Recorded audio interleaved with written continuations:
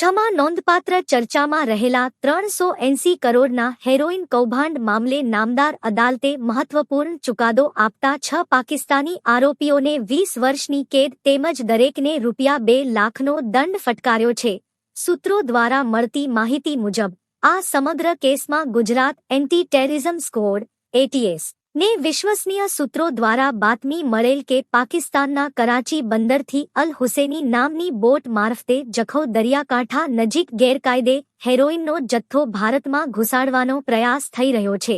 બાતમીના આધારે એટીએસ અને કોસ્ટગાર્ડ દ્વારા સંયુક્ત ઓપરેશન હાથ ધરાયું હતું. તારીખ 18 થી 20 ડિસેમ્બર 1921 દરમિયાન દરિયામાં વોચ રાખવામાં આવી હતી. દરમિયાન શંકાસ્પદ બોટ રડારમાં દેખાતા તેને રોકી તપાસ કરાતા બોટમાં બેઠેલા 6 પાકિસ્તાની નાગરિકોને ઝડપી લેવાયા હતા. તેમજ બોટમાં રહેલ 5 થેલામાંથી કુલ 73.936 કિલો હેરોઇન મળી આવ્યું હતું, જેની બજાર કિંમત અંદાજે રૂપિયા 384.68 કરોડ છે.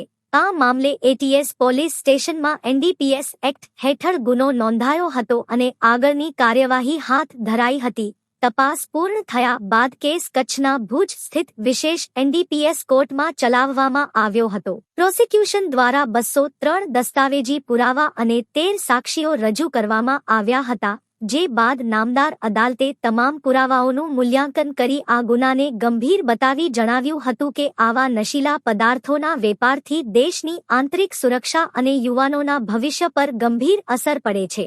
જેના આધારે તમામ આરોપીઓને ભુજ કચ્છના નામદાર છઠ્ઠા અધિક સેશન્સ અને સ્પેશિયલ એનડીપીએસ જજ વી.એ.